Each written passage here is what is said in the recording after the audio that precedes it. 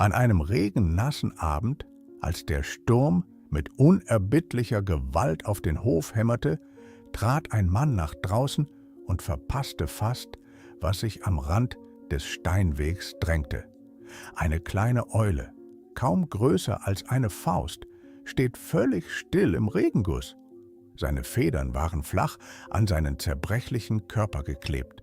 Seine Flügel hingen nutzlos an seinen Seiten und seine Augen, normalerweise so hell und wachsam, waren glasig und trüb geworden vor Kälte und Erschöpfung. Es gab kein Geräusch von sich, versuchte keine Flucht. Es stand einfach da und hielt aus, als hätte es die Energie, die es einst hatte, längst verbraucht und sich ganz dem Regen und der Dunkelheit ergeben. Es war unmöglich zu sagen, wie lange das kleine Wesen schon da draußen war.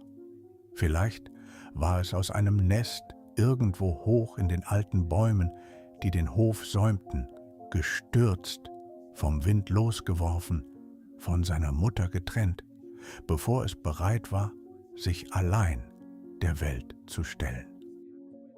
Vielleicht war es stundenlang gewandert, sein kleines Herz hämmerte gegen seine Rippen, zu ängstlich und zu schwach, um zu wissen, in welche Richtung es in Sicherheit führen könnte. Was auch immer es hierher gebracht hatte, es war am äußersten Rand dessen angekommen, was es ertragen konnte. Der Mann kauerte sich langsam nieder, wollte es nicht erschrecken und umfasste die Eule sanft mit beiden Händen. Was er in diesem Moment fühlte, hielt ihn auf. Das Wesen zitterte ununterbrochen, ein feiner, anhaltender Schauer, der durch seinen ganzen Körper lief, und es wog fast nichts. Dennoch kämpfte es nicht, es schnappte oder schlug nicht und versuchte nicht zu fliehen. Es faltete sich einfach in seine Handflächen und blieb dort, erschöpft über die Angst hinaus, und vertraute zum ersten Mal auf die Wärme von etwas, das größer war als es selbst. Er trug es ohne zu zögern hinein. Im Licht des Flurs sah die Eule noch bemitleidenswerter aus. Seine Federn verklumpten sich in dunklen, durchnässten Büscheln. Seine winzigen Krallen waren nach innen gerollt. Trockene Blätter und Schlammstücke klebten an seinen Flügeln. Er griff nach dem Föhn und stellte ihn auf die sanfteste Wärme ein, arbeitete langsam und methodisch und bewegte die warme Luft in sanften, geduldigen Zügen über den Körper des Vogels. Dann nahm er ein sauberes Tuch und wischte es sorgfältig ab, entfernte jeden Schlammfleck, jedes Trümmerstück und kümmerte sich mit der Art stiller Aufmerksamkeit, die man für etwas wirklich Zerbrechliches reserviert. Die Transformation war schrittweise, aber unverkennbar. Das Zittern verlangsamte sich. Die Federn begannen sich zu heben und zu trennen und gewannen ihre natürliche Weichheit zurück. Und dann, anfangs fast unmerklich, veränderten sich die Augen, weiteten sich, hellten sich auf und füllten sich wieder mit dieser besonderen scharfen Neugier, die nur Eulen gehört. Es sah sich im Raum um, als würde es die Welt zum ersten Mal sehen. Vielleicht war es das in gewissem Sinne. Von diesem Abend an verließ die Eule nicht mehr. Es wurde Teil des Haushalts, so wie es nur gerettete Tiere völlig ohne Zeremonie können, als ob es einfach immer dorthin gehört hätte und der Regenschauer nur das Mittel gewesen wäre, mit dem es endlich angekommen war. Seine Federn, einst mattiert und stumpf, wuchsen voll und rund und unglaublich weich nach und gaben ihm ein permanent erstauntes Aussehen, das jeden begeisterte, der es sah. Es bewegte sich mit einer Art liebenswerter Unbeholfenheit durch das Haus, neigte bei plötzlichen Geräuschen den Kopf, verlor auf glatten Oberflächen den Halt, fixierte Menschen mit einem Ausdruck tiefer, philosophischer Konzentration, bevor es seitlich von allem abstürzte, worauf es gehockt hatte. Die Familie lachte oft und herzlich, und die Eule schien davon völlig unberührt zu sein. Es erwies sich als außerordentlich lebensmittelmotiviert.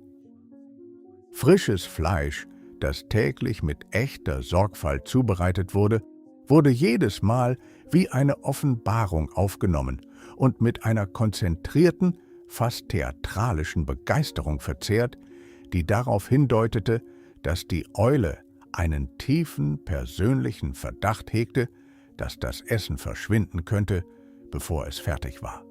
Es aß mit seinem ganzen Körper, der in den Prozess involviert war, und es zu beobachten, war ohne Zweifel eine Quelle großer Freude. Vertrauen kam allmählich, wie es immer bei wilden Dingen der Fall ist. Eulen sind von Natur aus Einzelgänger, vorsichtig in einer Weise, die tiefer geht als der Instinkt. Sie sind Kreaturen, die sich nicht leicht anbieten, die ihren eigenen Rat befolgen, die beobachten und bewerten und zurückhalten, bevor sie sich endgültig entscheiden. Sie sehen in fast völliger Dunkelheit mit diesen riesigen, lampenartigen Augen.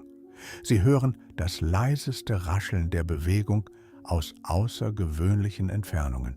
Sie fliegen schweigend, so vollständig, dass es wie eine Art Magie erscheint, die ohne Ton ankommt und abfährt. All dies ist die Architektur einer Kreatur, die für Unabhängigkeit, Eigenständigkeit und das Überleben allein gebaut wurde.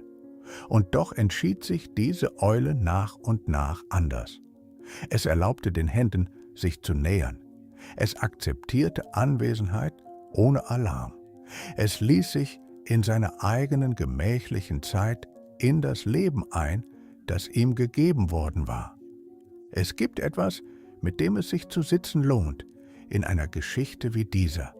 Nicht gerade eine großartige Lektion, eher eine stille Erinnerung, dass ein einziger Moment der Aufmerksamkeit, der etwas Kleinem und Leiden gewidmet wird, den gesamten Verlauf des Folgenden verändern kann.